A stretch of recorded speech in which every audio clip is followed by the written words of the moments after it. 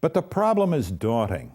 The billions of dollars spent by the millions of U.S. drug users enable Mexican drug lords to bribe officials and buy arms, most of them from the U.S.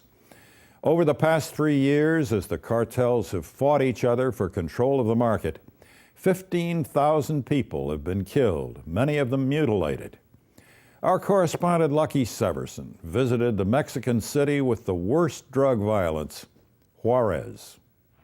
This war zone is not in some far-off country. It's just across the border from El Paso, Texas, and Juarez, Mexico, one of the most dangerous cities in the world. There was a 47-year-old man here with 4 bullets in his head. So we stopped in order to give the last rites, as they used to say. Since Mexico's President Felipe Calderon declared war on the drug cartels 4 years ago, almost 5,000 citizens have been murdered in Juarez alone. Father Kevin Mullins knows he's officiated at too many funerals. We've experienced 38, 40 executions just in this one parish here. Next to the statue of the Virgin Mary on a hill overlooking Juarez, there's a cross. It's riddled with bullet holes. No one, not even priests, in the world's second largest Catholic country feels safe anymore. When I leave in the morning, go out in the truck, once upon a time I wouldn't think twice about it. But now, because of these executions or because the stray bullets, I'd say, Lord, protect me, take care of me. Then I'll go out. The violence has spread throughout Mexico, but Juarez has been particularly hard hit because it's a major conduit for illegal drugs passing from Mexico into the United States. It's become a bloody battleground as cartels fighting for the huge amounts of money involved murder each other and innocent civilians. It is a city that has real fear, a lot of it unpredictable, a lot of it you can't put your finger on it, but it's certainly something with which people live on a daily basis. Ruben Garcia runs Annunciation House, a halfway house for indigent migrants across the border in El Paso. Some who cross over to escape the violence come here. But most, like these folks who belong to Father Mullins' parish, are stuck in Juarez, worried first about their kids and grandkids, worried about stray bullets. Leo says he's heard that teachers have been threatened that their students will be hurt if the teachers don't pay extortion money. 4 of Ezekiel's extended family have been victims. So the mother and the son were killed just before Christmas outside the old U.S. consulate. And the week before, the nephew had also been executed outside the church in San Marcos. When Juan Pablo refused to use his market as a drop-off location for suspicious packages, he was told his 2 kids would be killed. So the family quietly and quickly moved to another city, and then quietly returned. Yesterday there were 13 executions here in Juarez. The day before, 19. 2 of those were decapitations. Even more striking than the number of murders is the gruesome way they've been carried out. Almost every day, the 1.5 million residents of Juarez are exposed to horrific news stories of unthinkable violence.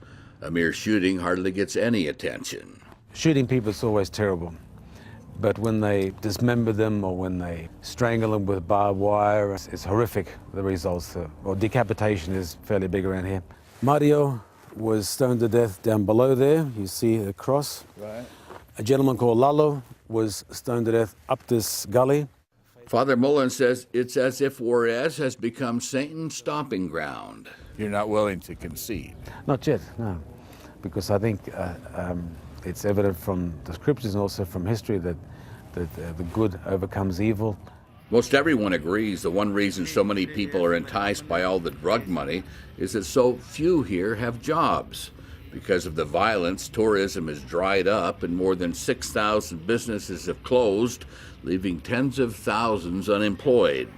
For many, the only alternative is illegal and dangerous. If I have no work and I'm not eating and my children are not eating and along comes someone and finds a way for me to start feeding my kids, I'm going to be grateful for that person. If you come and you say, did you know that that person is a notorious drug dealer? I'm going to look at you and say, you know what? My kids are eating.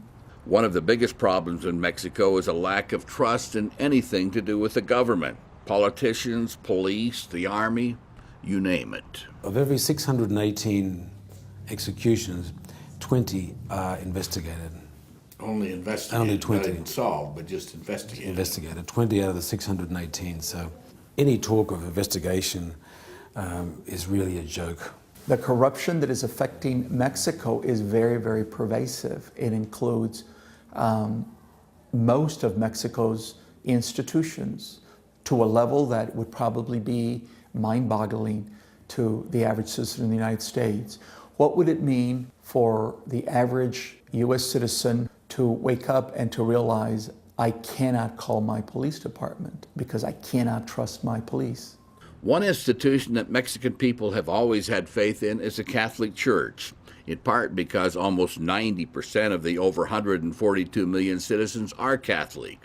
But even trust in the church appears to be eroding. Estelita, a mother of 10, says the church has not done enough to fight the cartels. You mean the church has done nothing? Senora Estela says that the Catholic Church is a little bit sleepy, so they could have done a lot more. I think the church in Mexico has been hurt by its hesitancy and its silence. Its willingness to be prophetic, to be outspoken, to speak the truth, I think would enhance its credibility. Garcia and many others in Mexico feel that for the Catholic Church to speak the truth, it has to confront the drug cartels head on. I think maybe the bishops could be more vocal. But it's dangerous. It could be dangerous, yes, but I think that element of danger is also part of, if you want to live a Christian life, then in a situation like this, there could be an element, a modicum of danger from time to time.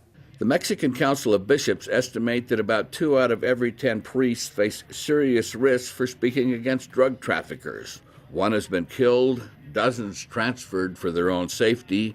The rest are looking over their shoulders. And I got a call from one of my colleagues, Mexican priest here, and he called up and he says, "Is it Kevin? Kevin, is it you?"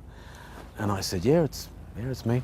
He said, "I'm so happy to hear your voice." He said, "The radio says you were just assassinated in the street." Some other priests had heard of this, and they prayed a mass for the dead priest being me on Christmas Eve. And they were pleased to see me the following week at a And you were priest probably meeting. pleased to be there. I was pleased to be there without the bullet holes, yes. After a long and conspicuous silence in November 2009, the Mexican Bishops' Conference publicly condemned narcotics traffickers and demanded that the country's politicians crack down on corruption. The communique said the bishops intend to have a louder voice against the evils of illegal drug trafficking. But in individual churches, the battle has already begun. When Father Mullins came here 9 years ago, he could only count about 30 regular churchgoers. Take a look now. I never cease to be amazed at the nobility of the people around here. Not that that's a surprise, but I think people are so brave and quiet. It's a privilege for me to be a priest here. One reason his parish has grown so much is because he has sent what few members he had to the neighborhoods, offering the church as an alternative lifestyle to the drug culture. This is Eduardo Perez. We invite many people. We go to the streets. I invite people, hey, come to our church. So you think that you cannot win the drug war without the church? Yes, absolutely. Absolutely. Maybe without church, but not without God. The Catholic Church has a proud tradition of standing up for people who can't defend themselves. Father Mullins and many others here believe that now is the time for the church to stand up to the drug cartels, regardless of the risks. For Religion and Ethics News Weekly, I'm Lucky Severson in Juarez, Mexico.